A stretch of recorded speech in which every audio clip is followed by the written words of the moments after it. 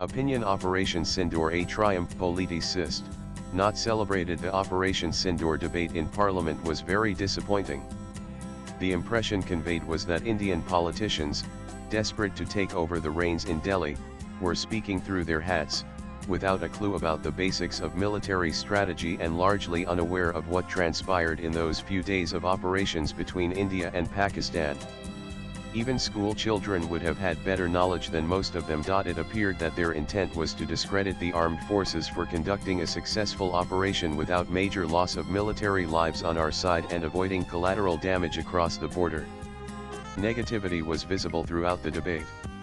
Not a single opposition politician began his address by congratulating the forces for having brought Pakistan to its knees in just 88 hours, something Israel failed to do in 12 days against Iran, despite Iranian air defenses being rendered redundant and Israel having to beg the US for help. In India's case, China was behind Pakistan, providing it with satellite and real-time inputs on the movement of weaponry. In reality, India was fighting Pakistan backed by Chinese weaponry, technology, and intelligence inputs all by itself. Its performance was truly laudable. One member questioned why India's top aircraft, Rafale, engaged enemy targets from within Indian territory rather than crossing the border, unaware that this is exactly why modern aircraft are procured.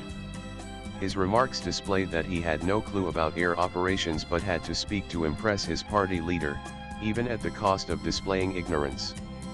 The end result was that he became a laughingstock, not only within the military and veteran community but also across the nation. Social media enthusiasts seem to know better than these so-called political heavyweights. Another quoted Pakistani media on Indian aircraft losses. His statement, lacking any proof, provided anti-India elements, especially those across the border, the very fodder they were seeking. Even Donald Trump mentioned that 4 to 5 aircraft were downed, avoiding naming any country.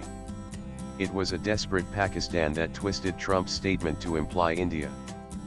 Pakistan has been trying to hide its aircraft losses, and Indian politicians in parliament seemed eager to help them do just that. A third MP called Operation Sindoor a tamasha. An operation whose success was noted worldwide and that brought a nuclear power to its knees in days can be anything but a tamasha. Such poor statements indicate how biased some of our politicians are. It also displays their poor regard for the efforts put forth by the armed forces in protecting national interests. Do we deserve such thankless leaders? Own politician even went on to compare Donald Trump with McDonald's, claiming India must ban McDonald's because, he assumed, it was owned by Trump. Don't our politicians check their facts before they speak and embarrass themselves? Another questioned the timing of Operation Mahadev, where the 3 Pakistani terrorists involved in the Pahalgam attack were gunned down. If the army has to seek permission from parliament prior to launching anti-terrorist operations, then the nation's future is in jeopardy. Why is the loss of Indian fighter jets so important for our politicians? Is it to let the nation's forces down or prove they failed? No nation ever declares its material losses, even if they occur, and India is no different. As rightly brought out by the defense minister, not a single opposition politician wanted to know how many enemy aircraft were downed, nor the number of terrorist camps and Pakistani posts destroyed, as also the material and personnel losses they had suffered. These are the very politicians who hope to lead our nation in the future. The whole game plan of the opposition in parliament was to blunt the success achieved, thereby reducing the ability of the ruling dispensation to exploit it politically. They ended up degrading the armed forces while giving Pakistan a safe base to cover their losses and justify their promotion of Asim Munir as their failed field marshal. The Indian armed forces are appreciated across the nation for their selfless sacrifice and devotion to duty. However, for politicians, they seem to be a white elephant because their performance supports the government in power. It was embarrassing to listen to the knowledge levels of those we elect to represent us. It actually compels some of us to think whether we truly deserve this form of democracy where anyone can be elected. What was worse was that political parties kept those with knowledge and awareness of Operation Sindoor out of the debate, solely because they would not toe the anti-armed forces and anti-national line.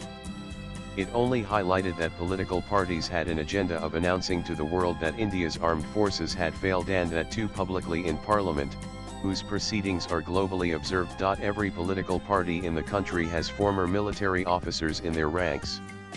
They are seen in flights, airports, rallies, and walkathons wearing miniature service medals and side caps, conveying their status as veterans. It is incumbent upon them to brief those nominated on what the reality is, to prevent them from displaying ignorance in public. Possibly, political parties consider them unworthy of being listened to. While the intent may have been to embarrass the government on Operation Sindoor, it ended up portraying the armed forces as having failed. This played to the advantage of Pakistan and China, which were desperate to project the operation as unsuccessful and the losses largely Indian. Rather than boosting the morale of the forces, it ended up politicizing them, something that should always be avoided. Imagine the impact of the debate on the morale of a soldier who is involved in operations in Kashmir, battling terrorists and preventing infiltration, as also of pilots who risk their all to destroy Pakistani terrorist camps and their strategic assets. Not a word was mentioned for the efforts of those who used their ingenuity to ensure that not a single Pakistani missile or drone caused damage to Indians or its strategic assets. In sum, the armed forces are expendable except when votes are sought. Swipe left for next video. It was the Prime Minister and his cabinet colleagues who appreciated the success achieved by the armed forces and sought appreciation from all present, to which the response was muted.